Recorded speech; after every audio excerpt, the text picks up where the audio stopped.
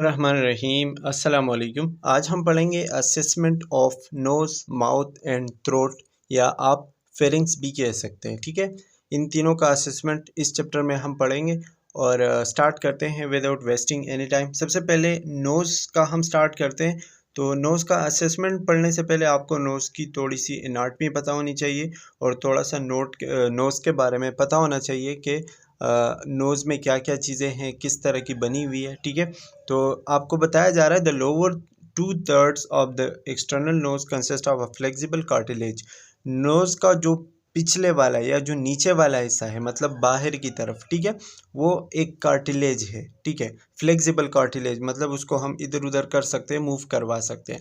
और जो ऊपर वाला हिस्सा है वो एक रिजिड बोन है, मतलब एक सख्त हड्डी है। आप अपनी उंगलियों से फील भी कर सकते हैं। ठीक है, posteriorly the internal nose merges with the pharynx. पीछे की तरफ जो है नोज आपके फेरिंग्स के साथ जाके मिलती है, which is divided into the nasopharynx, oropharynx and laryngopharynx. फिर उसी फेरिंग्स को हम तीन पार्ट्स में डिवाइड करते हैं। नेजोफेरिंग मतलब आपके नोज़ के साथ, ओरोफेरिंग्स उसमें आपकी ओरल कैविटी आ जाती है। ठीक है, और लेरिंगोफेरिंग्स में आपका लेरिंग्स आ जाता है, जहाँ से हमारा साउंड या वॉइस प्रोड्यूस होता है। ठीक है, anteriorly it merges with external nose, और आगे की तरफ जो है ये हमारा एक्सटर्नल नोज के साथ अटैच है। ठीक है, ये आपको इस डायग्राम में सब कुछ बताया गया है कि कहाँ पे जैसा भी मतलब जितने भी हमने नाम लिए, नेजोफेरिंग्स, ओरोफेरिंग्स, लेरिंगोफेरिंग्स, ये सब कुछ आपको यहाँ पे दिखाए गए हैं। ठीक है, और भी जितने साइनोजेस वगैरह है, जो भी एनाटॉमी है, ठीक है, तो वो यहाँ पे आपको दिखाए गए हैं। ये नाम आप देख के पढ़ लें, अच्छे से आपको पता होनी चाहिए। The internal external nose are divided vertically by the nasal septum. अब हमारे नोज़ के दरमियान ना एक्सटर्नल और इंटरनल नोज़ जो हमारा है, इन दोनों के दरमियान एक पर्दा है बीच में, जिसको हम क्या कहते हैं, नेजल सेप्टम कहते हैं। आपको नज़र भी आ रहा होगा, नोज़ के दरमियान में एक बिल्कुल पर्दा होता है, इसको हम क्या कहते हैं, नेजल सेप्टम।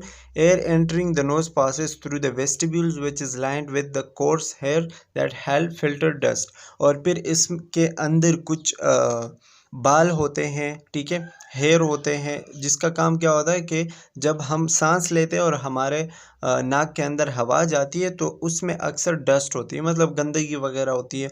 तो उन बालों का काम ये है कि उन गंदगी को रोके, ठीक है, और अंदर बिल्कुल साफ हवा जाए। ठीक है, अब फिर इसके अलावा कुछ साइनोजेस होते हैं, 4 pairs of paranasal sinuses open into the internal knows.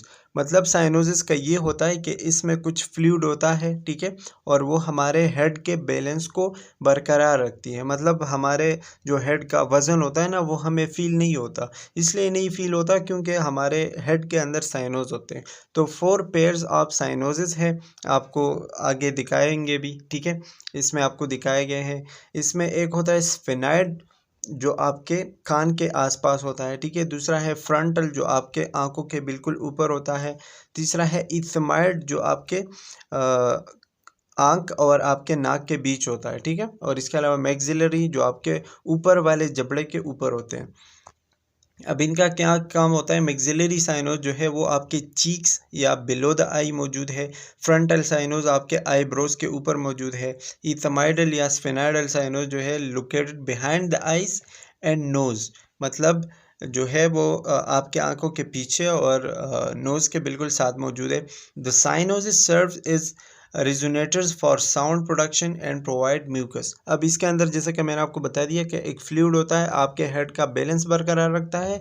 इसके अलावा आपका साउंड प्रोडक्शन करता है और म्यूकस प्रोडक्शन करता है, जो कि आपके नोज़ में आता है। ठीक है, हमारे नोज़ में जो म्यूकस होता है वो इन साइनोसिस से आता है। तो ये 4 साइनोसिस कहाँ पे है, इनके नाम क्या क्या है, ये तो बिल्कुल आपको फिंगर टिप्स पे याद होने चाहिए।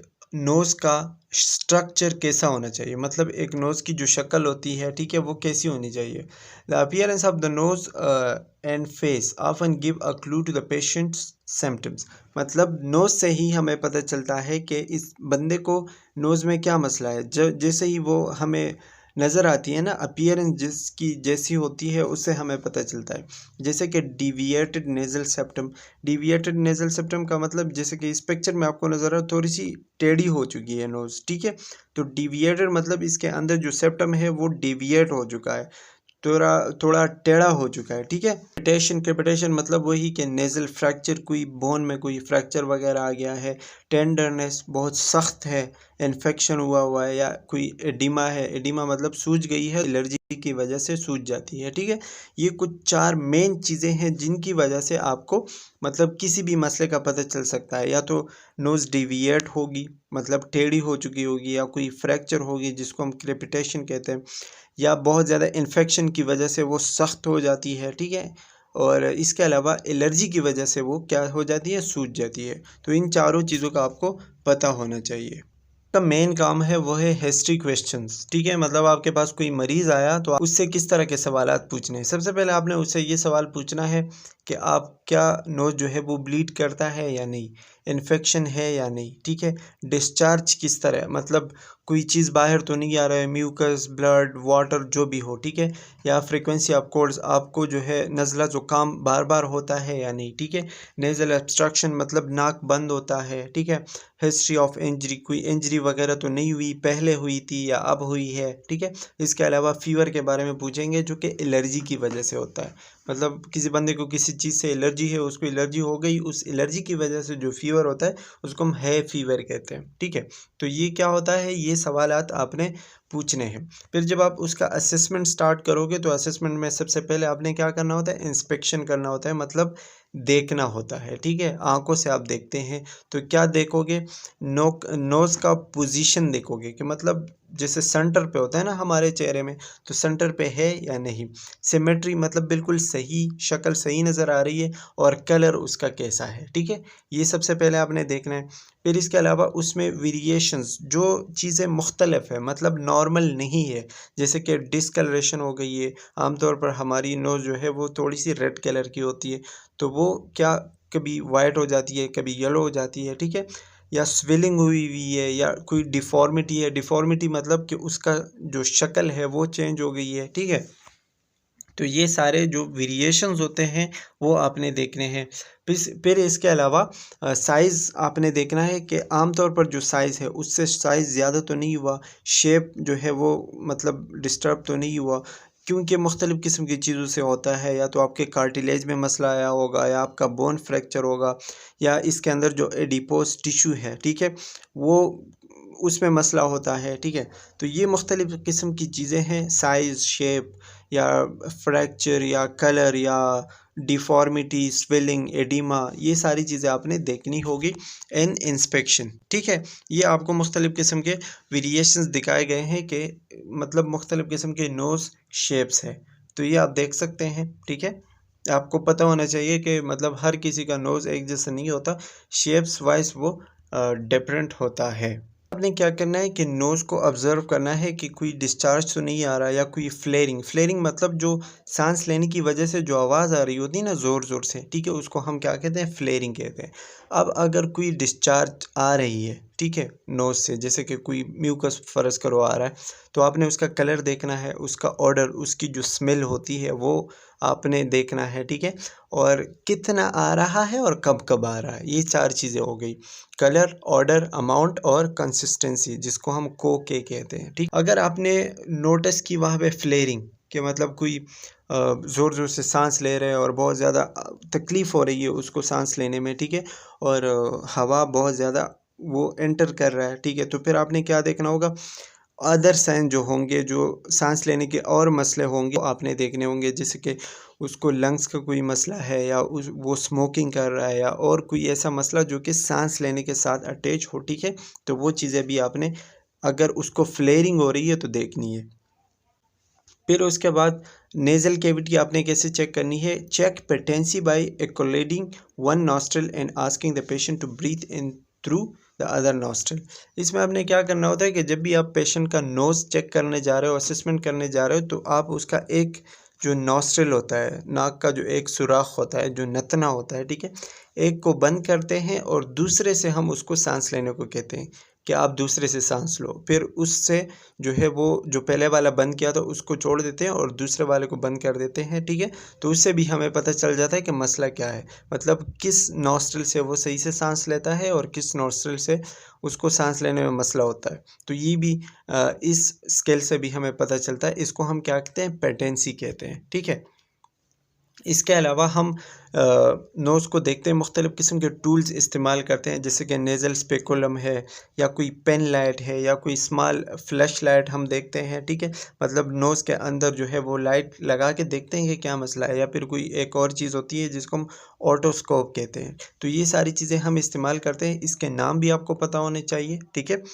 हम नोज़ को असेस करने के लिए देखते हैं। अब जब हम इन चीज़ों से असेस करते हैं नोज़, तो कैसे करते हैं? To inspect the nose ask the patient to tilt his head back slightly. सबसे पहले तो हम मरीज़ को ये कहेंगे कि आप अपने सर को थोड़ा सा पीछे की तरफ कर लें, और ज़रूरी है क्योंकि हमने नोज़ असेस करना है।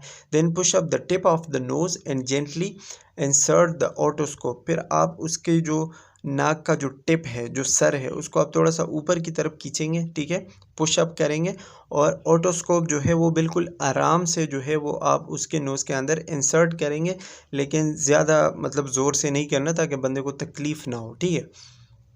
Use the light from the otoscope to illuminate the nasal cavities. और जो ऑटोस्कोप का जो लाइट होता है उसके ज़रिए हम देखते हैं नेज़ल कैविटी के अंदर जो चीज़ें होती है, ठीक है, वो हम देखते हैं, फिर उससे हमें पता चलता है। फिर क्या कहते हैं, चेक द सीवियर डिविएशन और perforation of the nasal septum.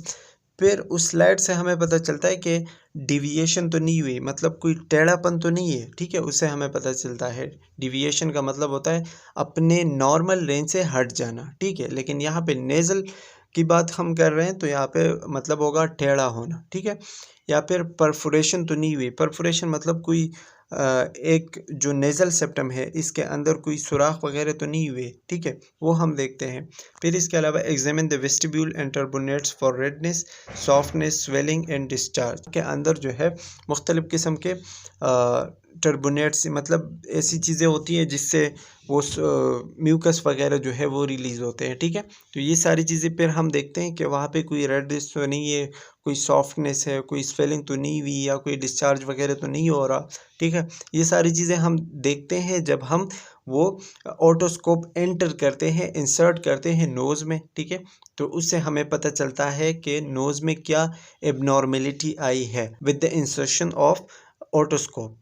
के बाद have the patient sit in front of you with, तब वही जब आप किसी दूसरे आले से चेक कर रहे हो, किसी दूसरे इंस्ट्रूमेंट से उसका नोज़ चेक कर रहे हो, ठीक है, तो फिर भी आपने वही चीज़ इस्तेमाल करनी कि उसका जो सर है वो पीछे की तरफ हो, आपने ग्लव्स यूज़ करने हैं, उसके जो नाक का टिप है जैसे कि मैंने पहले बता दिया वो ऊपर करना है, ठीक है। और नेज़ल स्पेकुलम जो है अब आपने वो क्या करना है, एंटर करना है, और इसके अलावा मतलब वो एक नॉस्ट्रल में आपने एंटर करना है, ठीक है।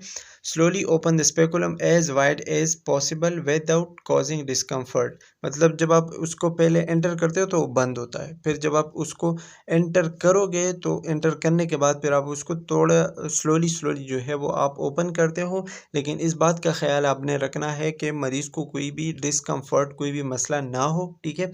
फिर उसमें जो लाइट होती है वो आपने जो है वो ऑन करनी है, और एरिया को क्या करना है, इल्यूमिनेट करना है, देखना है।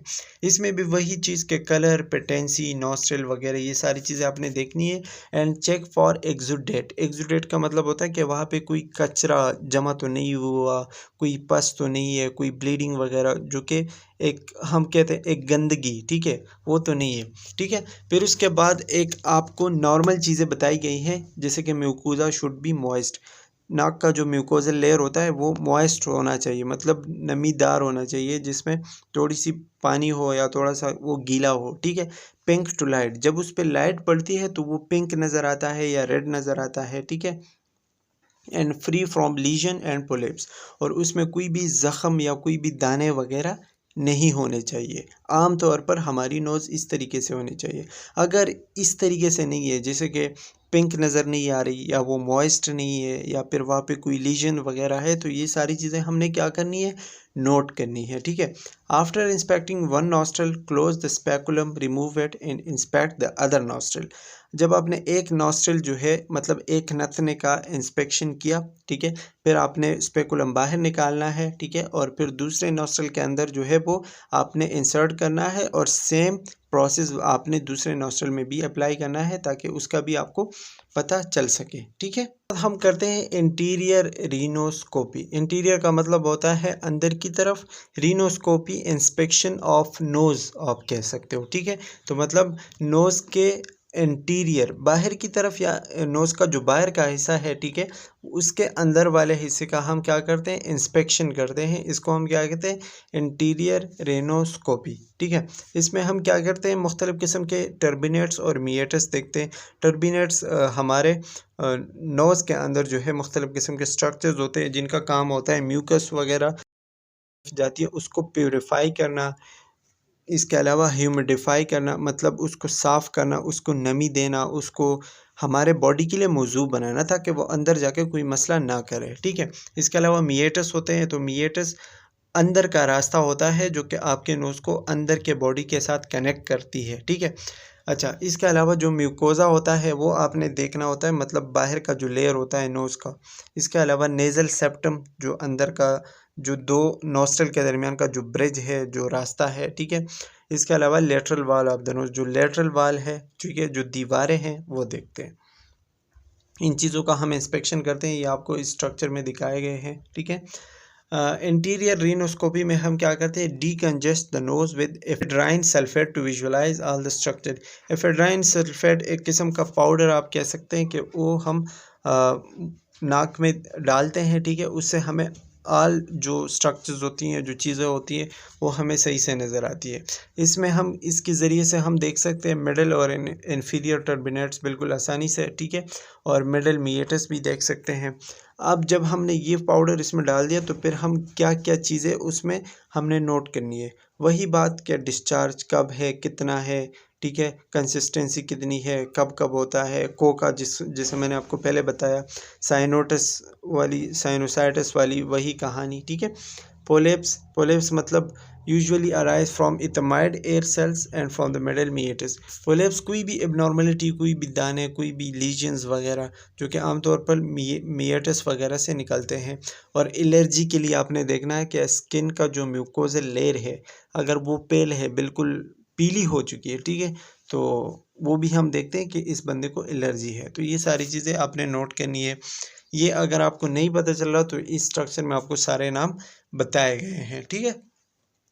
ये आप देख लें, ये जो नोज़ है अंदर आपको बिल्कुल ब्लॉक नज़र आएगी क्योंकि ये एक एबनॉर्मल सिचुएशन है। तो इस तरीके से हम चीज़ें देखते हैं। अब आते हैं पोस्टीरियर रीनोस्कोपी पे। तो पोस्टीरियर रीनोस्कोपी मतलब अंदर की तरफ जाके नोज़ देखना, जिसमें आपका फेरिंग्स और नेज़ोफेरिंग्स वगैरह आता है, ठीक है।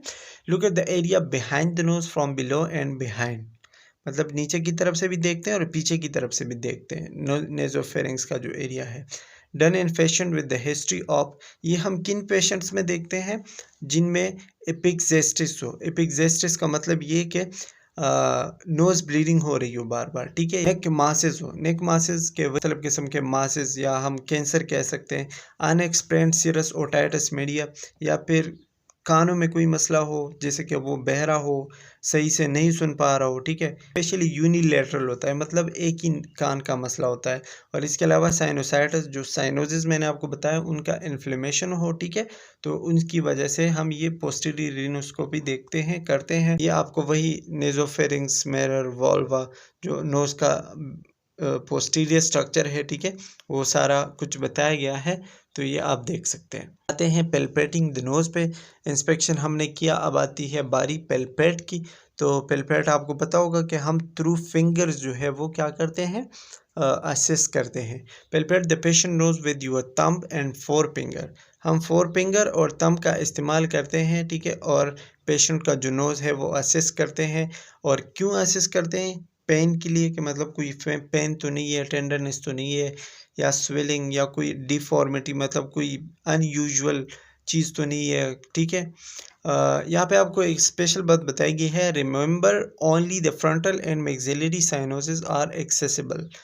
फ्रंटल और मैक्सिलरी साइनोसिस जो है सिर्फ वही आप जो है पल्पेट कर सकते हो, मतलब आपको आपके उंगलियों से पता चल सकता है। You won't be able to palpate the ethmoidal और स्पेनाइडल साइनोसिस। इथमाइडल और स्पेनाइडल साइनोसिस जो है ये आप पल्पेट नहीं कर सकते, ये बहुत ज़्यादा मुश्किल होता है, ठीक है। और जो फ्रंटल और मैक्सिलरी है ये आप बिल्कुल आसानी के साथ पल्पेट कर सकते हो। बिगिन बाय चेकिंग, मतलब जब हम पल्पेशन करते हैं तो आइज़ के अराउंड चेक करते हैं कि कोई स्वेलिंग तो नहीं हुई। जो स्पेशली साइनोसिस एरिया होते हैं ना वहाँ पे चेक करते हैं और साइनोज का जो है स्वेलिंग देखते हैं। Then palpate the sinuses checking for tenderness, फिर साइनोज का टेंडरनेस देखते हैं, चेक करते हैं, पल्पेट करते हैं। If the patient complains of tenderness during sinus palpation, transillumination the sinuses to see if the they are filled with fluid or pus, ठीक है। जब अगर हम फ़र्ज़ करो किसी मरीज़ का साइनोज जो है वो पल्पेट करते हैं और पल्पेशन के दौरान उस मरीज़ ने हमें बताया कि यार मुझे दर्द हो रहा है, ठीक है। तो अब हम क्या करते हैं कि उस मरीज़ के जो साइनोज है उसको ट्रांस इल्यूमिनेट करते हैं। ट्रांस इल्यूमिनेट का मतलब ये कि एक तरफ से लाइट दूसरी तरफ पास करते हैं, ठीक है, जिससे हमें पता चलता है अगर लाइट पास होती है और दूसरी साइड पे हमें नज़र आता है तो हमें पता चलता है कि साइनोज बिल्कुल सही है। लेकिन अगर लाइट पास नहीं होती तो हमें पता चलता है कि इस साइनोज के अंदर कोई चीज़ है जो लाइट को रोक रही है, ठीक है, जैसे कि ट्यूमर है या कोई ऑब्स्ट्रक्शन है, बहुत सारे मसले हो सकते हैं, ठीक है।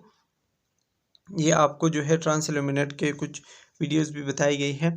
लेकिन अगर मैं आपको सिंपल ये बताऊं, जैसे कि इस आई का जो साइनोज है, जो फ्रंटल साइनोज है, इसको हम आई के नीचे की तरफ से लाइट जो है वो ऑन करते हैं और ऊपर माथे पे देखते हैं कि लाइट वहाँ पे नज़र आ रहा है या नहीं। अगर लाइट नज़र आ रहा है तो साइनोज सही है, ठीक है। और इसी तरह मैक्सिलरी साइनोज में भी हम नीचे की तरफ से जो है वो मतलब मुंह के अंदर से लाइट ऑन करते हैं और बाहर चीक पे देखते हैं कि लाइट बाहर नज़र आ रहा है या नहीं। अगर बाहर नज़र आ रहा हो तो सही है, नहीं नज़र आ रहा तो फिर क्या है, फिर उसमें कोई ट्यूमर है, कोई ऑब्स्ट्रक्शन है, कोई मसला है, ठीक है। To palpate the maxillary sinuses gently press your thumb on each side of the nerves just below the cheek bones. वही बात के मैक्सिलरी साइनोसिस को जब हम पल्पेट करते हैं तो चीक बोन से बिल्कुल नीचे, चीक बोन्स के बिल्कुल नीचे आपने क्या करना है, अपने थंब्स को रखना है और वहाँ पे आपने उन साइनोसिस को पल्पेट करना है, ठीक है। ये आपको जो है वो बताई गई हैं, दिखाई गई भी है, ठीक है। अब नोज़ एबनॉर्मेलिटीज़ होती हैं कुछ, मतलब नोज़ में बहुत सारे मसले आते हैं जिसमें एपिस्टैक्सिस आता है। एपिस्टैक्सिस का तो मैंने बता दिया, नोज़ ब्लीडिंग को कहते हैं, मतलब नाक से खून आना, ठीक है। इसके जो हिस्ट्री क्वेश्चंस है, मतलब किसी कोई भी बंदा आपके पास एपिक्जेस्टिस का जो है वो कंप्लेन लेके आया तो आपने उनसे कैसे सवालात करने हैं, यूनिलैटरल और बाईलैटरल। एक नतने से खून आ रहा है, एक नॉस्ट्रल से, या दोनों से खून आ रहा है, ठीक है। सबसे पहले आपका सवाल ये होगा। दूसरा, एंटीरियर, पोस्टीरियर और डिफ्यूज, स्पॉन्टेनियस और पोस्ट ट्रॉमाटल अल्सर रहता है या किसी इंजरी के बाद आता है, मतलब आपको कोई इंजरी हुई उसके बाद खून आ रहा है या फिर मुसलसल रहता है। इसके अलावा ड्यूरेशन, कितना टाइम हुआ आपको ये मसला, मतलब जब आपको ये मसला है तो कितना टाइम हुआ और कब से स्टार्ट है, ऑन से, ठीक है। और अमाउंट ऑफ ब्लड लॉस, कितना खून जो है आपका लॉस हुआ है, ज़ाया हुआ है। के कॉजेज़ क्या क्या हो सकते हैं, कोगुलेशन डिसऑर्डर हो सकते हैं, मतलब खून का जो निज़ाम होता है वो उसका कोई डिस्टर्बेंस है, ट्रॉमा है, कोई इंजरी हुई है, या कोई हेमाटोलॉजिकल डिसऑर्डर है, कोई खून का मसला है, ठीक है। रेनल डिसऑर्डर है, मतलब किडनी का मसला है, या हाई ब्लड प्रेशर है, हाइपरटेंशन जिसको हम कहते हैं, या यूज़ ऑफ एंटीकोगुलेंट्स, आप जो है एंटीकोगुलेंट्स यूज़ करते हो जो कि खून के ख़िलाफ़ काम करते हैं। स्ट्रॉन्ग ब्लोइंग ऑफ नोज़, या आप बहुत ज़्यादा ज़ोर ज़ोर से सांस लेते हो ना, बहुत ज़्यादा ज़ोर ज़ोर से या सांस लेते हो या सांस छोड़ते हो, तो भी ये एपिजेस्टिस में आप जा सकते हो, ठीक है। दूसरा है ऑब्स्ट्रक्शन इन रिनोरिया। ऑब्स्ट्रक्शन का तो आपको पता होगा कि किसी चीज़ का बंद होना, जाम होना, ठीक है। और रिनोरिया का मतलब होता है मुख्तलिफ़ किस्म के सिक्रीशंस, नोज किस्म के ब्लड आना, म्यूकस आना, वाटर आना या कोई और फ्लूइड आना, ठीक है, इसको हम क्या कहते हैं, रिनोरिया, ठीक है। अब ये इसमें भी अगर आप मुख्तलिफ़ किस्म के क्वेश्चंस करोगे पेशेंट से तो क्या पूछोगे, यूनिलेटरल और बाईलेटरल, एक नाक से एक नतने से आ रहा है या फिर दोनों नतनों से, दोनों नोस्ट्रल से आ रहा है, ड्यूरेशन कब से हैं और कब स्टार्ट हुआ, कितना टाइम हुआ, कांस्टेंट और सीजनल, मुसलसल होता रहता है या फिर किसी ख़ास वक्त में किसी ख़ास सीज़न में आता है, ठीक है।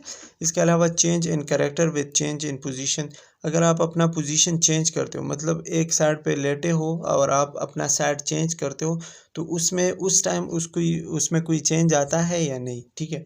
या इसके साथ फेशियल पेन, मतलब चेहरे में दर्द होता है इसके साथ या नहीं, स्पॉन्टेनियस और पोस्ट ट्रॉमेटिक, वही बात कि मुसलसल है या कोई इंजरी के बाद ये शुरू हुआ है, ठीक है।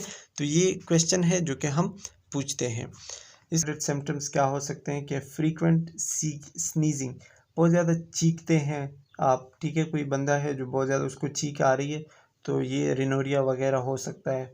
हेडेक की वजह से हो सकता है। Post nasal drip, post nasal drip का मतलब होता है बहुत सारा म्यूकस आपके नोज़ के अंदर जमा होता है और फिर आगे आने के बजाय वो पीछे चला जाता है आपके फेरिंग्स में, ठीक है, या आपके नेक में चला जाता है, ठीक है, और क्या होता है कि वो आपको कफ कॉज करवा देता है, इसको हम पोस्ट नेज़ल ड्रिप कहते हैं।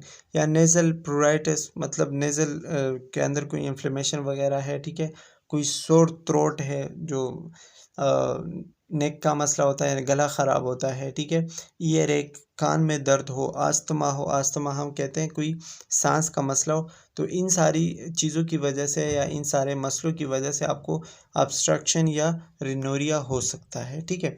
कॉजेज़ वही है कि कॉमन कोल्ड होगा, साइनोसाइटिस होगा, ट्रॉमा, एलर्जी या एक्सपोजर टू इरिटेंट्स, मतलब ऐसी चीज़ें हैं जो कि जिसकी वजह से आपको एलर्जी है और वो आपको लग जाती है, मिल जाती है, तो मसला होता है। या कोई डेविएटेड सिम्पटम है, मतलब आपका जो सेप्टम है, ठीक है, वो डिविएट हो चुका है। नेज़ल डिफ़ॉर्मिटी जो होती है, मतलब नोज़ में अगर कोई मसला है तो उसमें आप कैसे सवालात पूछ सकते हैं, कंजेनिटल और एक्वायर्ड, के मतलब ये पैदाइशी है या पैदाइश के बाद ये हुआ है, ठीक है, या कोई मतलब ट्रॉमा की वजह से हुआ है या अभी हुआ है या पुराना मसला है, associated problem such as epistaxis. इसके अलावा अगर इसके साथ कोई मसला है, जैसे नोज़ में कोई मसला है और उसके साथ नोज़ ब्लीडिंग हो रही हो, ऑब्स्ट्रक्शन हो रही हो, ठीक है, तो ये सारी चीज़ें आपने पूछनी है। और ट्रॉमा हिस्ट्री, कोई मतलब आपको पहले कोई इंजरी या ट्रॉमा तो नहीं हुआ, ठीक है, तो ये सारी चीज़ें आप पूछते हैं एक पेशेंट से, ठीक है। और ये एक वीडियो का लिंक है जो कि आप यूट्यूब पे जाके देख सकते हैं। And that's all about the nose, ठीक है। आगे अगर हम माउथ और फेरिंग्स का पढ़ेंगे तो वीडियो बहुत ज़्यादा लंबी हो जाएगी, so I hope it's enough for today. Next video में हम इंशाल्लाह माउथ और फेरिंग्स का असेसमेंट पढ़ेंगे एंड आई होप कि आपको समझ आ गया होगा। मिलते हैं इंशाल्लाह नेक्स्ट वीडियो में, तब तक के लिए अल्लाह हाफ़िज़।